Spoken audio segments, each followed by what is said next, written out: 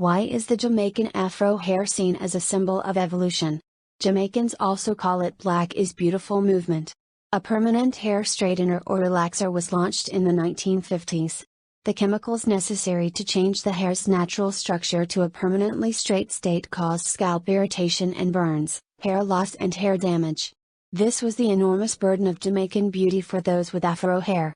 But change was coming. The powerful words of Marcus Garvey would resonate with the Black community, and a stand would be taken. The Jamaican Afro hair power movement of the 60s was a force aiming to change the community's view of itself and the bold statement it held. It reawakened Afro hair pride, and promoted its interest both politically and socially. The Jamaican Afro became a symbol for power and pride.